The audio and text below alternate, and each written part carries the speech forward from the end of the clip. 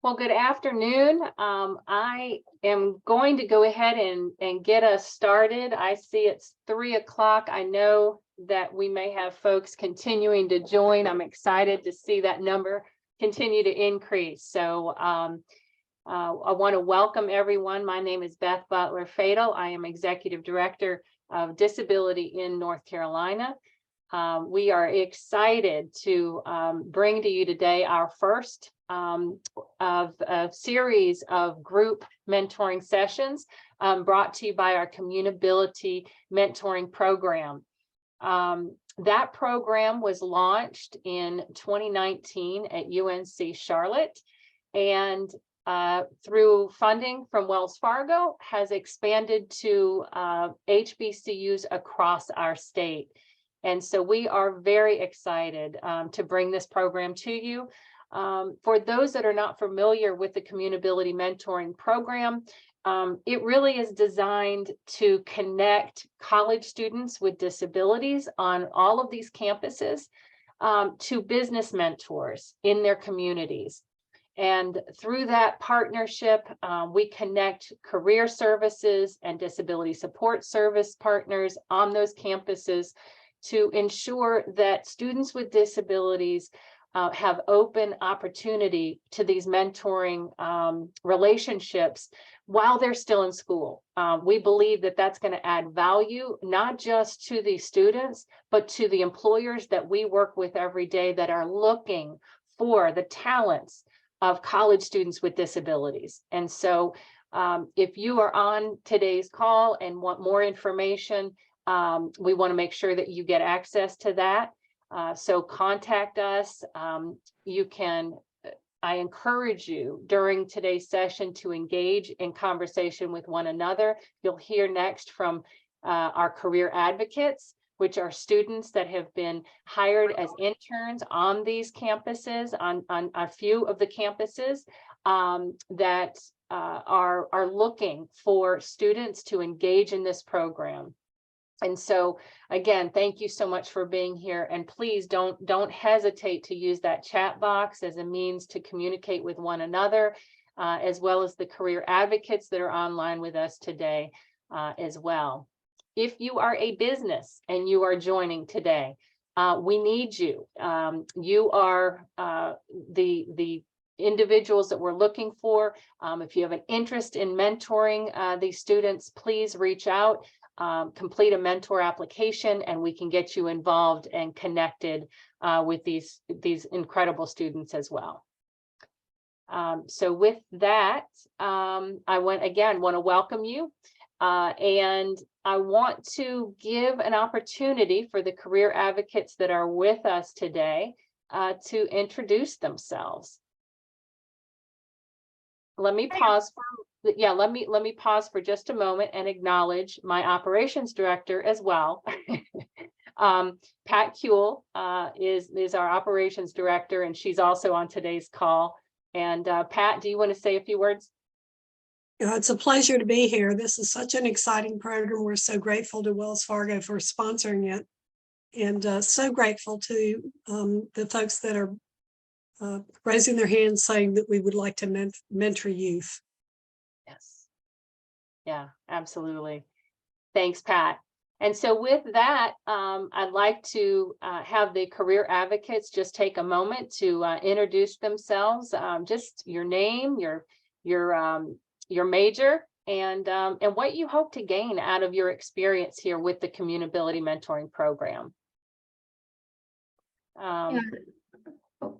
Thanks, Beth and Pat, for that great introduction. My name is Leanne Tarigny. I'm a graduate assistant here at UNC Charlotte, and I'm currently in the first year in the Master's of Psychology program. And I'm just really excited about all the connections that are going to be made and the community that we're hoping to build through this, and meeting new people and getting to learn about different experiences and folks from different walks of life.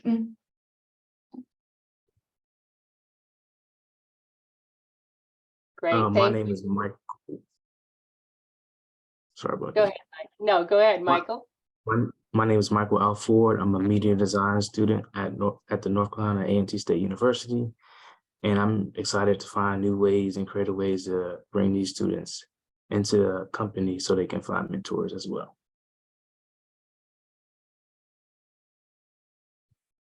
Hey everybody, my name is Micah Brooks. I'm a aviation science student, and again, I'm very excited to start working with you all for these programs and things, and getting people involved. Thanks, Micah. And you are, what university are you representing? Oh, I'm sorry. I represent Elizabeth City State University. Elizabeth City State. That's right. Beautiful campus. Great. All right, I guess I'll go. Hey everybody, Oh. my name's Jaden. I go to UNCC. I haven't really decided my major yet, but I seen the program and I just wanted to get involved and network and meet a lot of people and help students find mentors as well. So Great. Thank you for being here. I'll And share his- next. Okay. My name is Tyree Williams, and I am a doctoral student in special education at the University of North Carolina at Charlotte, and I have a hearing impairment. And so I was excited about this program because I'm really interested in talking to, I've been in a school setting, which is kind of a little protective setting as a special education teacher. And I'm really interested in talking to different types of business owners and seeing how are disabilities addressed outside of like that school setting, so that I'm excited about the program and appreciate you all having it. Beth, I need to interrupt you for 1 second. Would you Sure. please send the link out to Thomas Colclough and Yes. Tarsha Reed? They're both having trouble getting in.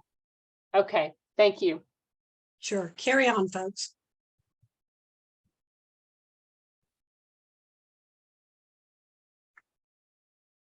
Who's next?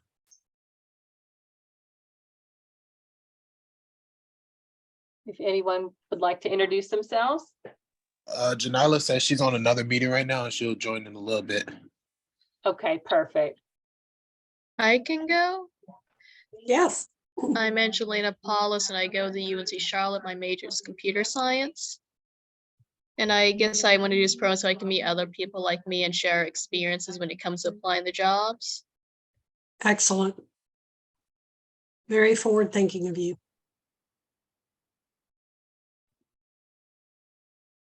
Hey, I could go next. Thank you. Beth and Pat, I actually met you guys the last time you were on campus, I think for the wine mixer minus the wine. We had Yes. a pretty good conversation. But when I got this email, I read through the whole program, and it was definitely something that I felt like I should be in. I've gotten a lot of help through my network, but I feel like it's not enough help. As an adult student, I'm really nervous about going into, my next career and being able to have a mentor, somebody that's going to work with me side by side and answer all the questions, I think will be really helpful. Is this Austin? No, my name is Jeff. Jeff. Okay. I recognize 2 or 3 names here from the mixer without wine. Yes. Right. Hello, Jeff. Say that again for the recording. The mixer without wine. Yes. Thanks, Jeff.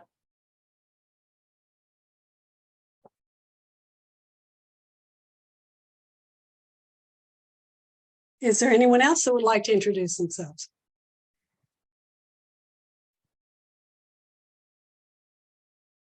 I put something in the chat. You guys are also welcome to share anything in the chat as if you don't feel comfortable going off mic.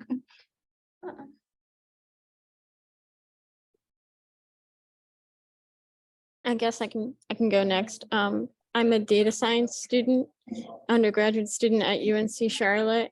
And I use cochlear implants on both sides to process sound. And what really interested me about this program is being able to work with somebody in the industry. I'm both an advanced student and I have a disability. So that combination makes career fairs and networking really scary for me. So I'm hoping to be able to break down some of those obstacles with this. Fantastic. Thank you for sharing. And that is exactly why we have this program. So thank you. Thank you for sharing that.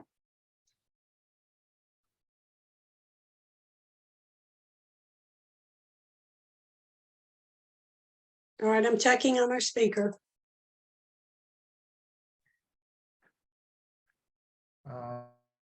You want me to go next or something?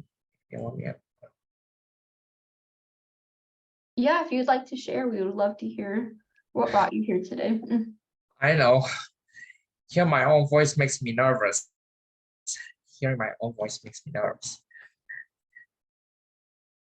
Like every time on meetings or something like that, I just kind of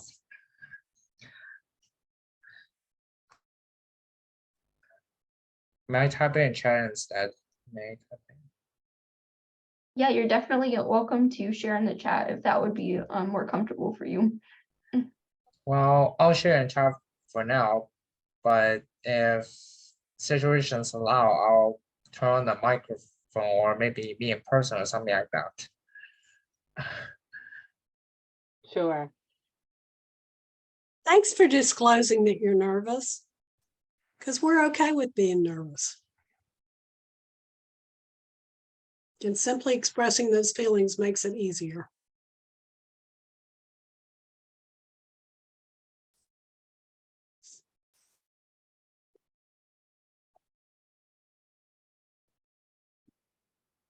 And is there anybody else that would like to share?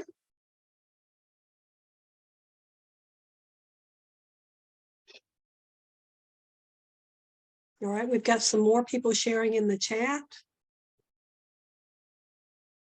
I am Nikita, a PhD student at UNCC, studying neurodivergent disabled workers, as well as being neurodivergent myself. I joined this so I can get some help with navigating disability disclosure, as well as learning about organizations that are interested in disability inclusion. You came to the right place. Will Bauer is here to say, I am not a student, but happy to be here as a potential mentor. Thank you for reaching out. Okay. That's great. Okay, Thomas has not received the link yet, Beth. Okay, and it's going again, so ask him to check his calendar. As it's sent as a meeting invite. Is he logged into a school account? That could be one thing causing the issue. Oh, well, our guest speaker is with the EEOC, so he is, but thank you. That's true. That's a good call out. He might be coming from Washington And that's true too. today, if he's based there today. You know, what we can do while we wait for him, however, is possibly to go through the description of the program for people who are brand new to it. Absolutely. Yeah, keep, let me do this, Pat. I'm gonna.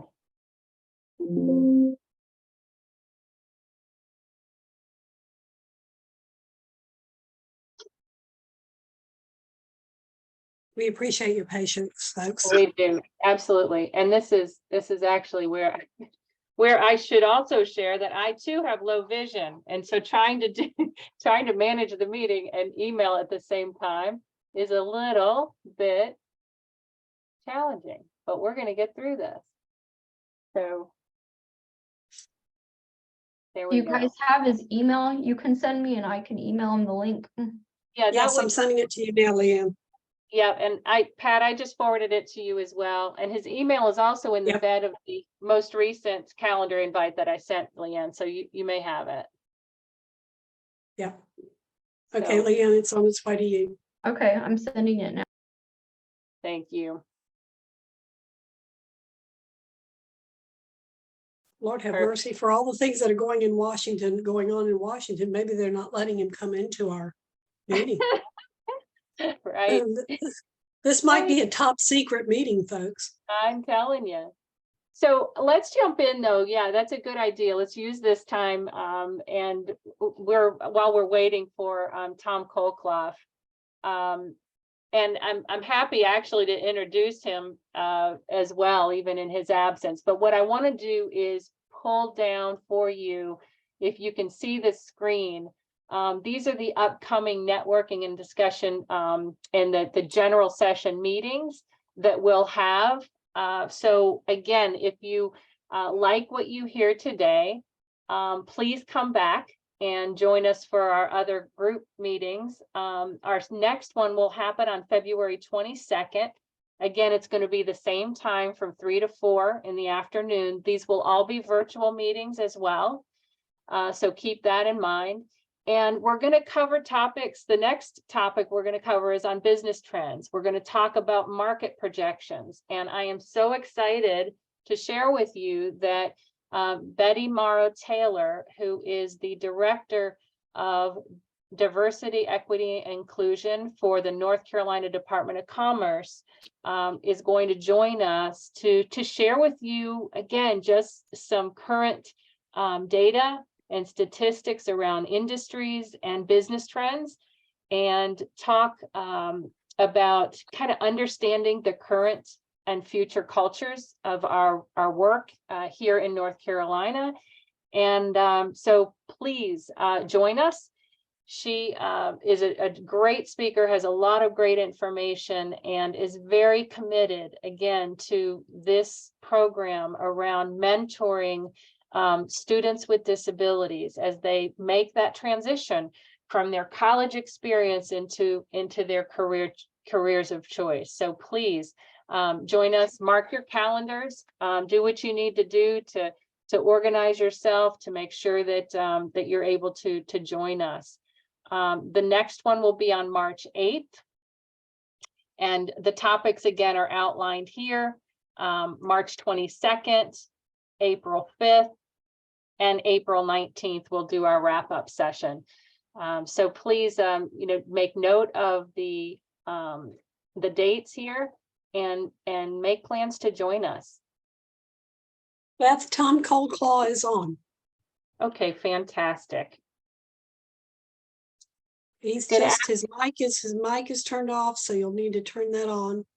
All right, wonderful. There he is. Hey Beth, hey Pat, how are you both doing today? Doing well. How are you? Absolutely phenomenal.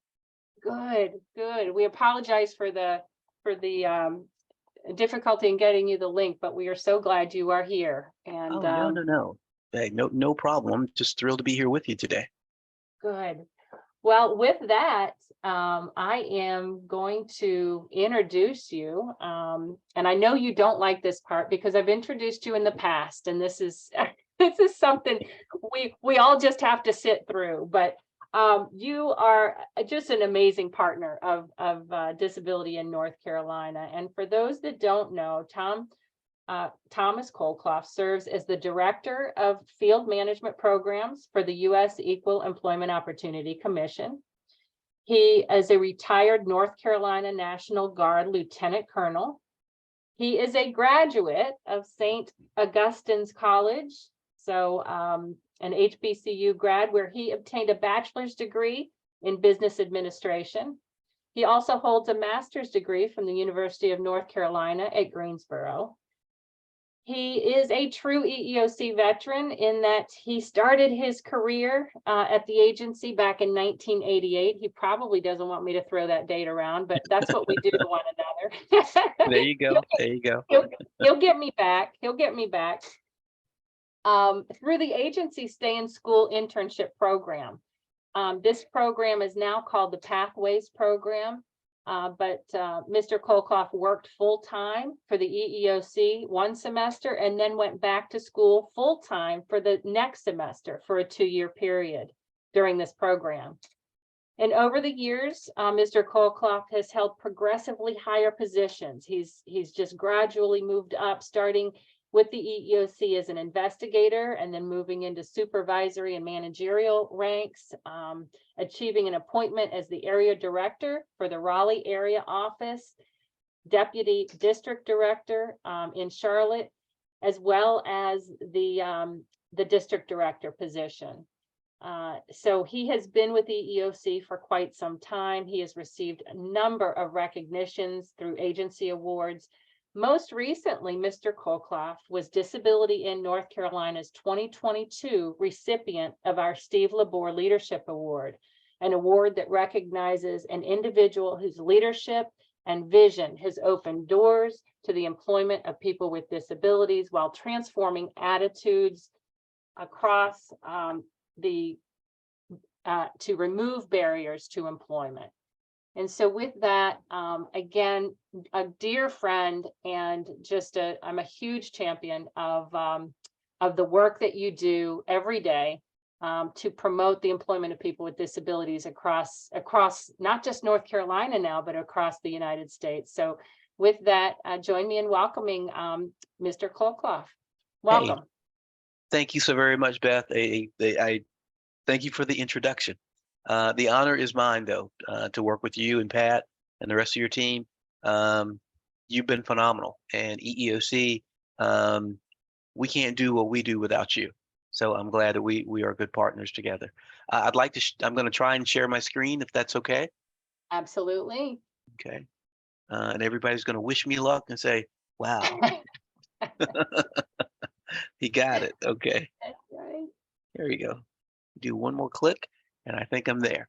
Now, again, you heard who I am, Tom Colclough, and Director of Field Management Programs. What does that really mean, Jessica? What that means is we've got 53 offices nationwide, of which there are 15 district offices. And so I am the interface between the director of field programs to all of the district directors, making sure that their programs are humming and running the way that they should be, and also assisting them with any personnel employment issues that they may have out in the field across the U.S. Now, who am I? As Beth told you, hey, I am a graduate of a HBCU. I graduated from St. Augustine's College 100 years ago, as they say. I'm married with 2 adult children. My wife also graduated from a historically Black college. Director of FMP, been with the EEOC for 35 years. And not only am I on the call to tell you a little bit about what we do at EEOC, I'm also looking for a mentee in this group because I signed up to be a mentor with disability in North Carolina. Okay. Now, what do I like about mentoring? Okay. I want to tell you, mentoring is such a cool thing. And I have just some things here is that, hey, with a mentor, that person takes you under their wing and they help you navigate those obstacles that you're going to run into. The other things that you do is you learn, and you learn by doing what? As it says in number 2, answering those valuable career questions. You know, those things that you may not know. You get some really good advice from your mentor. The other thing is that you get to deal with a subject matter expert. And if your mentor is not a subject matter expert in the field you want to go in, they probably know someone who is that they can connect you with. It helps you build your own character and new opportunities, and they will be your drum major, your cheerleader. They're going to be there with you through every step of your career. Good example. I have a mentee who currently is the vice president of Haletics. Haletics is a company that is located in Norway. That's one of my mentees. She went to school in she graduated from North Carolina State University, got her undergraduate and master's degree from North Carolina State University, and for the last almost 20 years, still has been my mentee. Meaning mentor-mentee relationships last a long time. Also, mentees get to shadow their mentor to kind of learn about what does your day look like. In my role right now, I'm a senior executive. Being a senior exec is kind of different than being a supervisor. I have lots of different tasks that are going on all the time. Here's an example of something that one of my mentees learned yesterday. Hey, that when you want to enlist the aid of other people, remember that it's also about relationships, meaning get to know those managers. And when you want to solicit those other people to work for you, if you know those individuals, they will always assist you. If the people that you don't know that sometimes may not give you the assistance that you want. Again, that was just a short mentoring conversation we had. Now, who do I skipped one. I'm not gonna, okay, maybe I didn't. But the thing I also want to let you know is I do mentoring right now. This is just a snapshot of letting you know the people that I'm involved with right now. We have a senior executive development program. I am a senior manager and I am mentoring someone who wants to be a senior executive. And so one of the things they do is they give me their executive development plan. We have worked together so I could get them an opportunity to do a 4-month rotation at NASA in Houston. So that's going to be good and that's going to be fun. But it's not only building them, it's also helping me build relationships with NASA. I'm also working with someone who's in a leadership development program, who's a new supervisor. I mentor that individual. I also currently have 2 former employees who are both managers that I continually mentor them also. Now, I also have a former college student that I'm still her mentor, as she says, you've been my mentor for 20 years and that I can't leave. But she's now a project manager for a major IT company within the Triangle area. I also serve as a commissioner on the U.S. Commission on the Social Status of Black Men and Boys. I had a very interesting and cool call last night with my son-in-law, who was meeting with members of the legislative from North Carolina, with both of our senators and a few of the Congress folk to talk about mentoring programs. So mentoring is a big idea. The other thing you need to know about mentoring, I just don't mentor people. I'm also a mentee. My mentor is located in Houston. And so anytime I'm having a bad day or I have things that I just don't know where to go or how to think about things, I call my mentor up. And he has always said, just remember, you are not alone. I'm in the room with you every time you do something. And I appreciate that. Now, the other thing I wanted to talk to you all about, and I know I'm kind of going fast because I don't want to take up much of your time today, but to tell you a little bit about the Americans with Disabilities Act. You may or may not believe that there's over 45 million people in the US that have disabilities. One of the things that I was saying to my son-in-law last night when he said, well, you know, I have a meeting with the 2 senators. What would you like me to say to them about mentoring? And my thing, I said, tell them we need to make sure that people have opportunities. I says, but in the world that I live in, there is one group of people who have been kind of left out of the opportunities. And he said, who's that? I said, people that have disabilities. I said, because a lot of times they get left out, especially when we're in college for mentorships and for, you know, work study programs. And I says, we can't allow those things to happen. So I said, so since you got the platform and you got a seat at the table today, let them know that. Give them, you know, put those things in their mind. Now, Title I of the Americans with Disabilities Act, that is a law that EEOC enforces, okay? And for the employer to be covered, they have to have 15 or more employees for each calendar work day, have 20 more weeks in the current year. The other thing we think of at EEOC is the 3 R's. A person either has a real disability, a record of a disability, or regarded as having a disability. Well, the thing with the real disability, the first of the 3 R's, we really can't tell when someone has a disability. Sometimes we just don't know. Because especially when we start talking about, you know, people that have mental impairments, okay, we don't know. So we got to make sure though that anyone who has a disability, if they need an accommodation, because that's what the law says, that the employer should provide it unless they can demonstrate that there would be an undue hardship. And for me, it's been very rare that the employer has been able to demonstrate that. However, there's sometimes that not everyone with a medical condition is considered as being disabled. Why? One is the person has to be qualified. Good example, if a person says, I have a disability, but I want to be a heart surgeon, but I've never been to medical school. Well, they may have a disability, but they're not qualified under the law because they don't have that medical degree, if that makes sense. Now, a reasonable accommodation. It's about the interactive cooperative process. Believe it or not, as I told you, I deal with employment situations across the US for our agency. Every single week, I talk about the interactive process and whether managers engaged in that process cooperatively, or whether they just decided they can't accommodate people.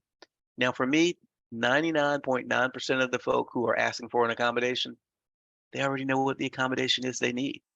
The thing is that we have to be willing, as I tell employers, we have to be willing to open our doors, open our hearts and our minds to figure out how do we make that accommodation a reality. Because if the person knows what they need, chances are, if it's not already been built, they can tell us how to build it. Some of the things that employees are entitled to, that's you, me, Pat, Beth, we're all entitled to these things. A right to a quick process, meaning if we're asking for an accommodation, that the employer needs to figure out how to get it to us. Again, offer suggestions if you know. Now, here's the tough thing. We can't always choose the accommodation that we want. What we have to do is choose the accommodation that is effective. And when I say effective, meaning it allows us to perform the essential functions of the job. Okay? Now, that's what we have to always keep in mind and keep thinking of. What are the essential functions of the job? And will that accommodation allow me to do the essential functions? Some of the other things we have to always think about with the Americans with Disabilities Act, though, is this. Not all functions of a job are essential. Some are marginal. Good example, if I said that to my secretary, my assistant, hey, I need you to prepare correspondence. Well, some people would say, well, you mean you want her to type a letter for you? No, I said prepare correspondence. Typing might be a marginal function. Preparing the correspondence is the essential function because she might use Dragon software or she may use JAWS software, if she has a disability. And those things might help her to prepare correspondence because I've used Dragon software, naturally speaking software, many, many years. I, dictate a letter, I say print, and based on my voice command, goes to my printer, letter prints out. That's the essential function. Now, employer, their rights to provide the individual with a quick process. Again, they don't have to accommodate if it's an undue hardship.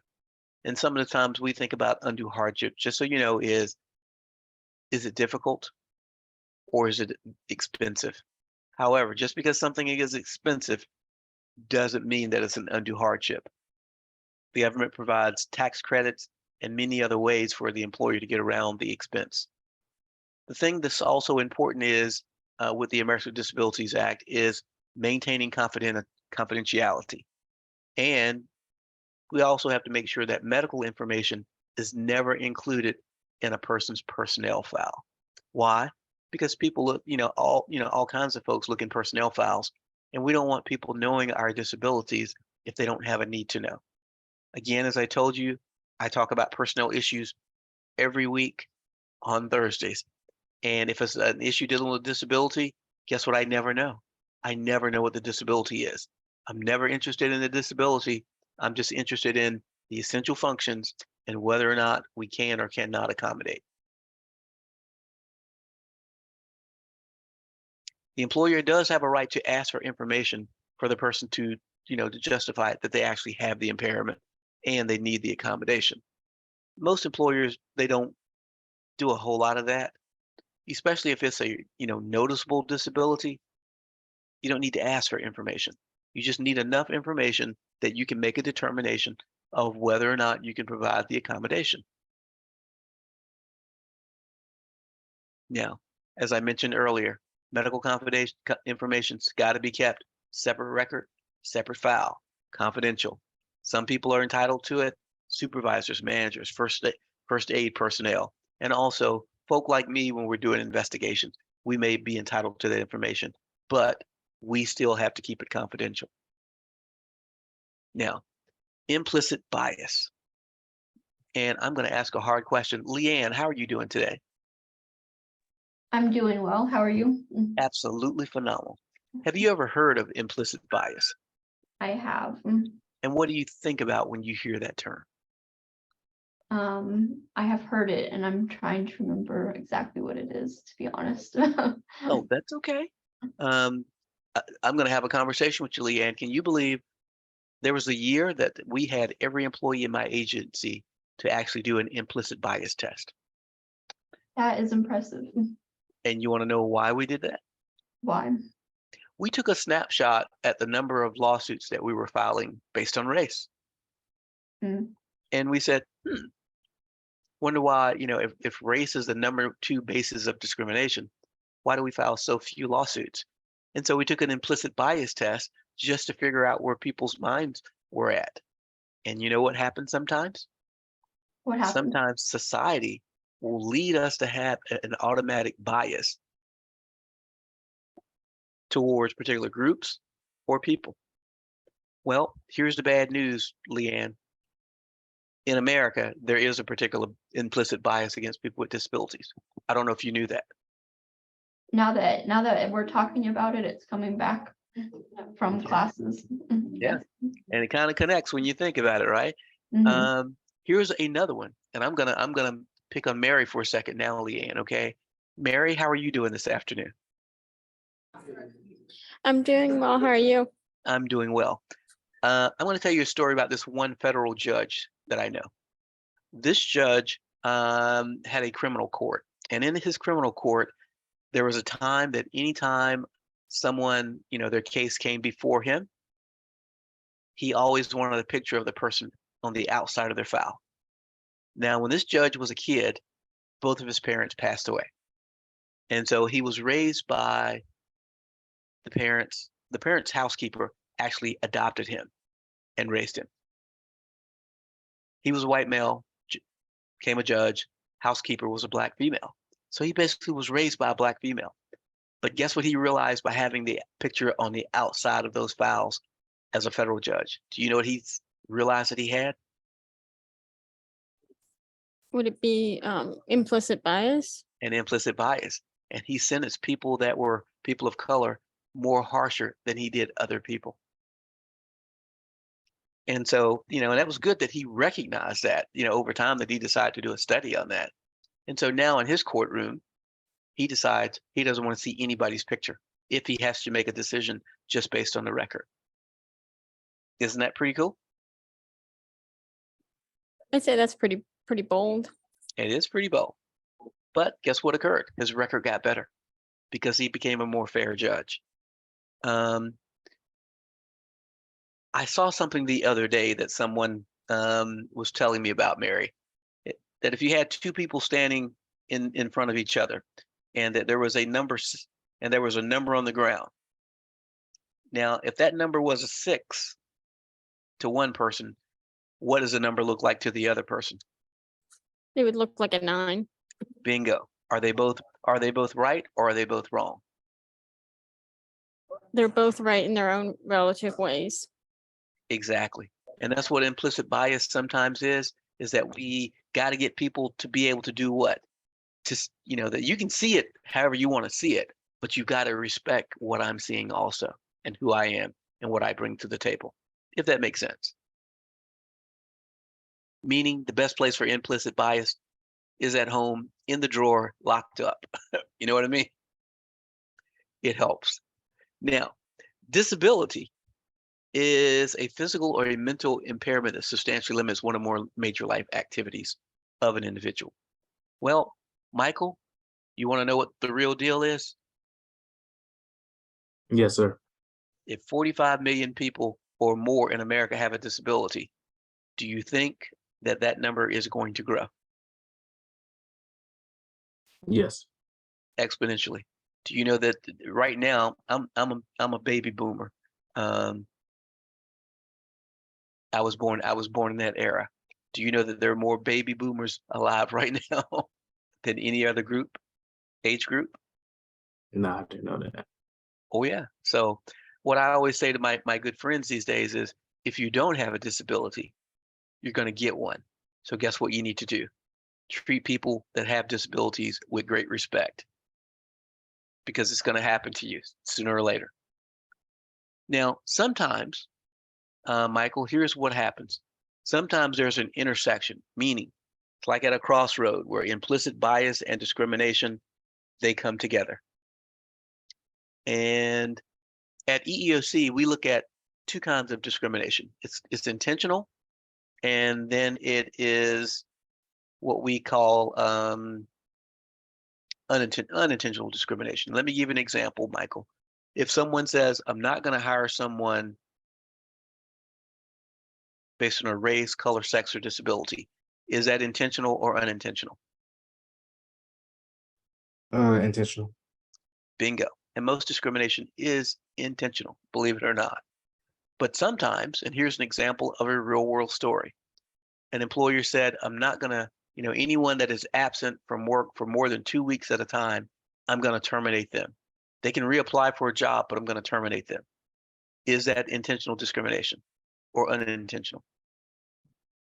That should be unintentional. Right. Because do you have an idea who might be affected if you fire people after 2 weeks of absence?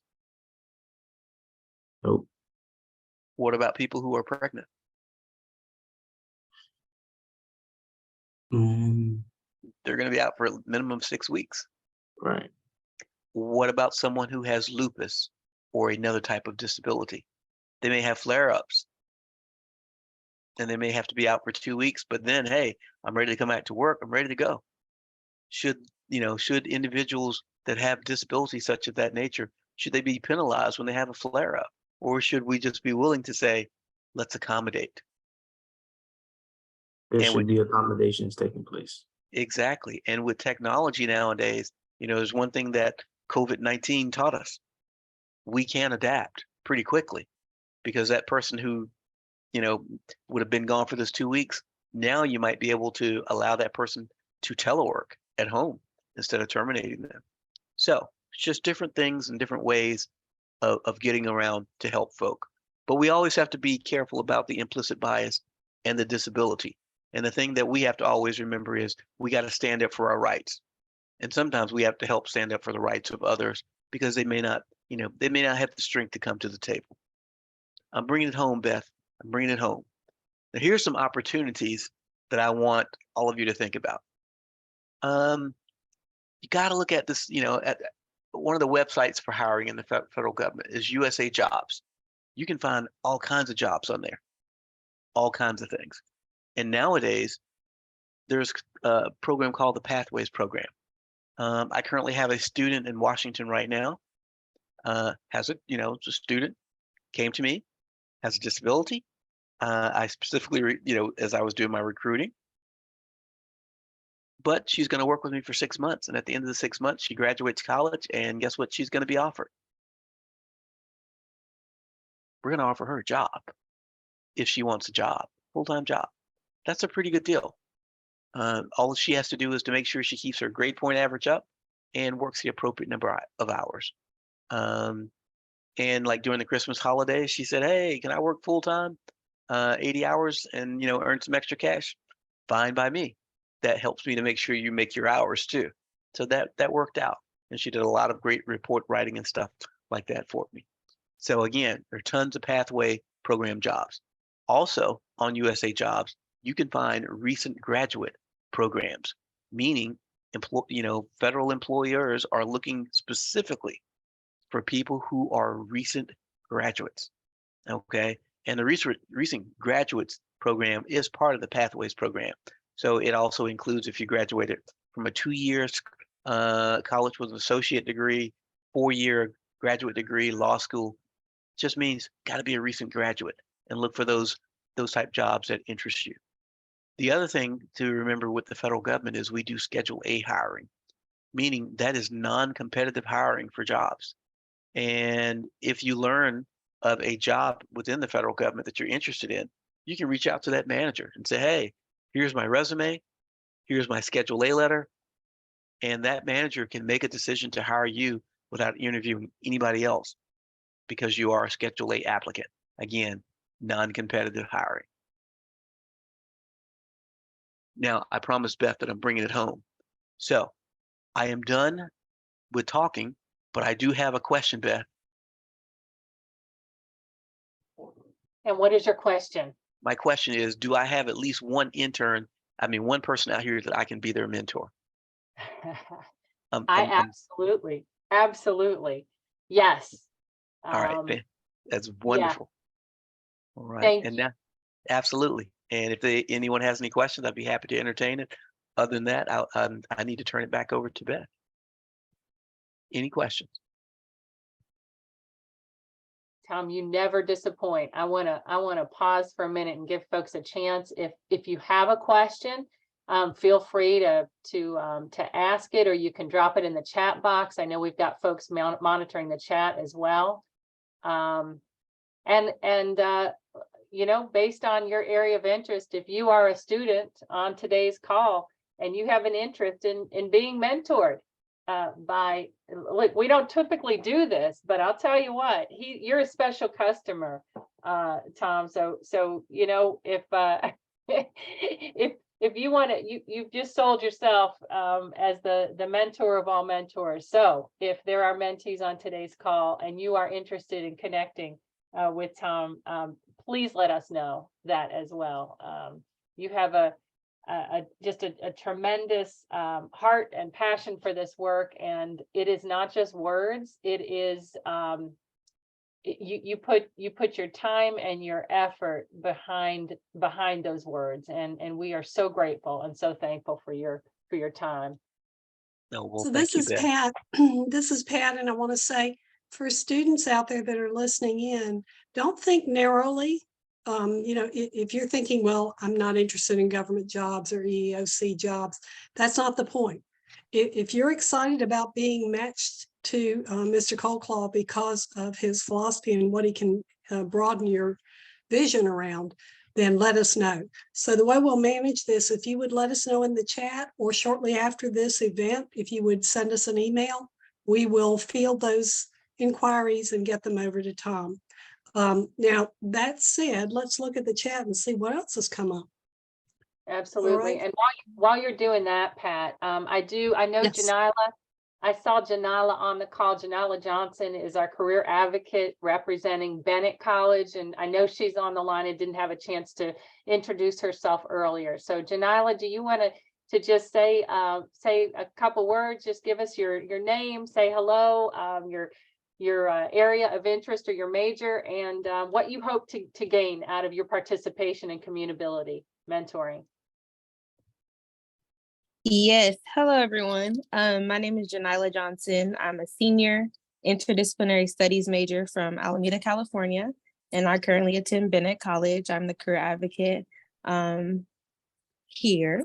And all of the questions you just asked me kind of just went by my head. That's all right.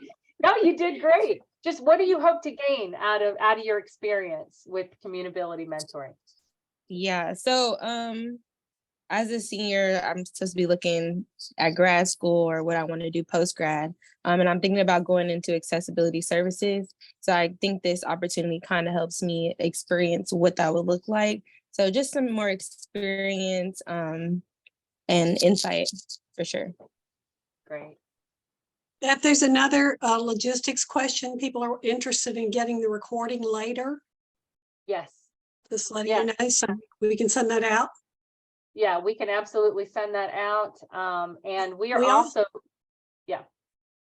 also have an assignment that our career advocates will be working on in the coming weeks to set up a page on our website where we're going to position all of these recordings and resources that our guests mention, etc. Give us a little time to get that up and running, but once it's there, it will be the repository for everything taking place so that you can come back and even direct others to come and take advantage of the information.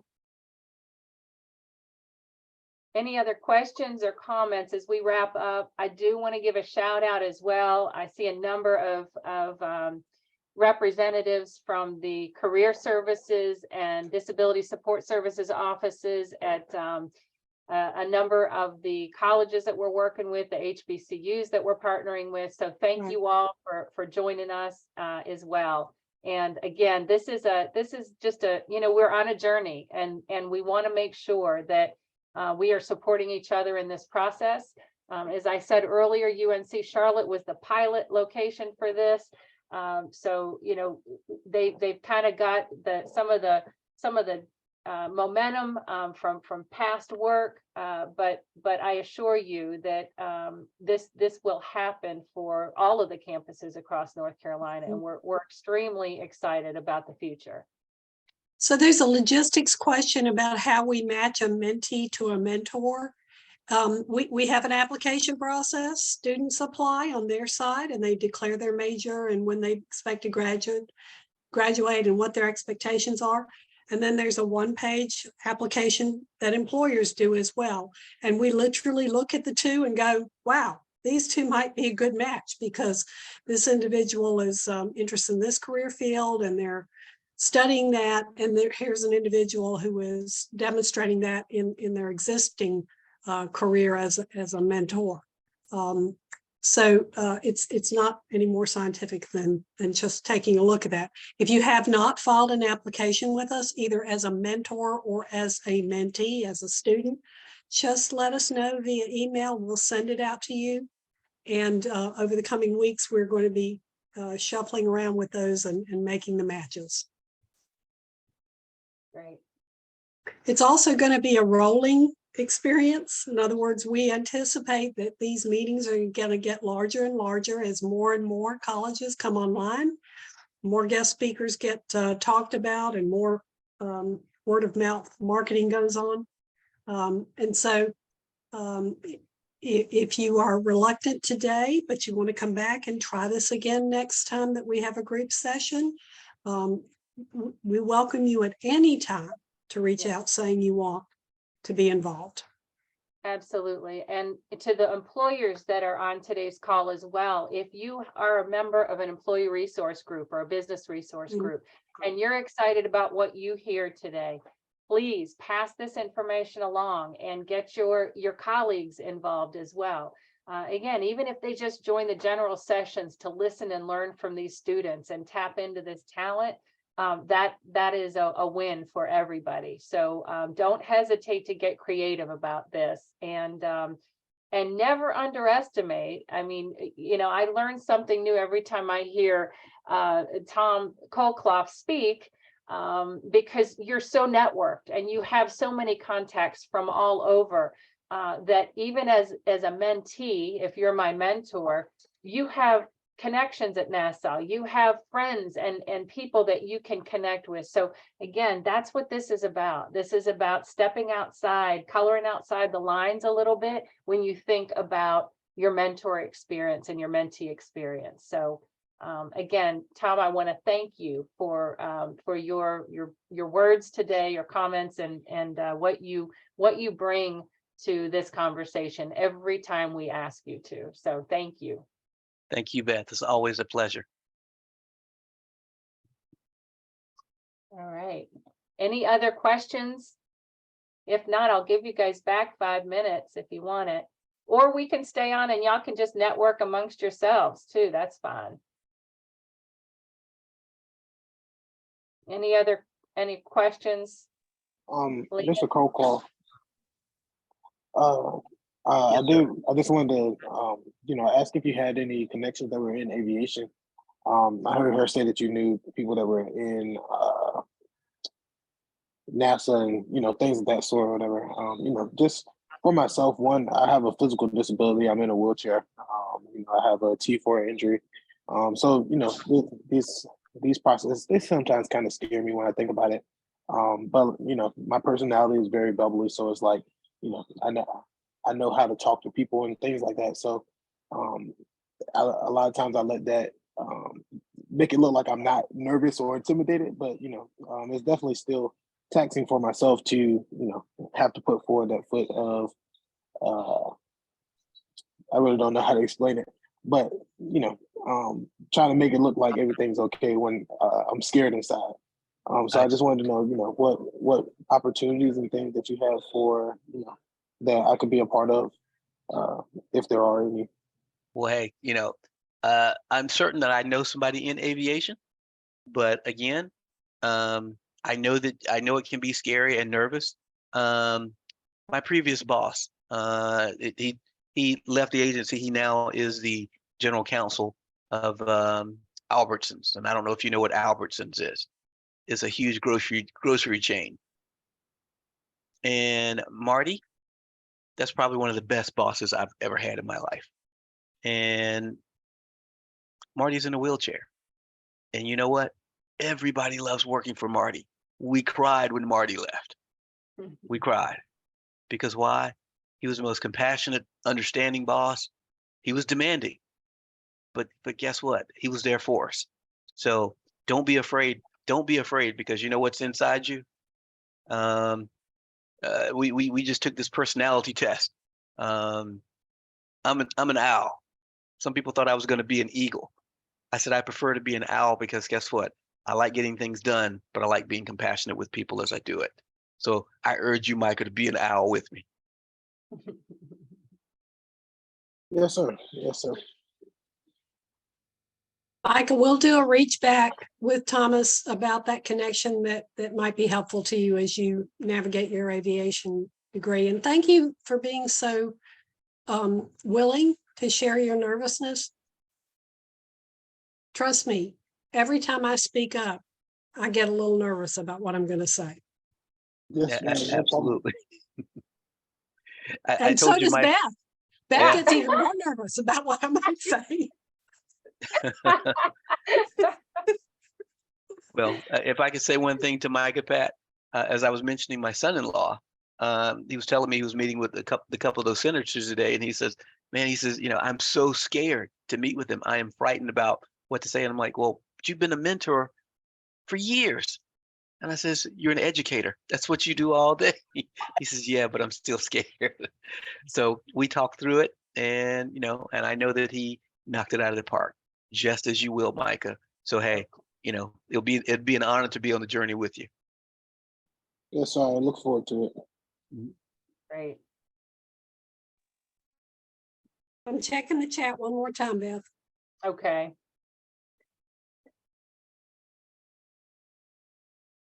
Well, again, guys, as we wrap up, I want to thank you all so much for your participation. We have not lost folks during this session, and I know you have the ability to spend your time the way you want to spend your time, and you've taken an hour to spend that with us today. So I want to thank you. I do believe that this program is important. We are here to support you, both from an employer perspective, but from a student perspective as well. And I want to thank our career advocates for the work that they're doing on the campuses. Again, and I look forward to continuing the search for career advocates on all of the campuses that are represented, the schools that are represented on today's call. We are with you. We know this isn't easy, but we are here and we're going to continue moving forward. And so with that, again, thank you all for joining us, and we will see you again on February 22nd. Thank you. Thank you. Bye, everyone. Have a good Bye-bye. one. Bye-bye. Bye-bye.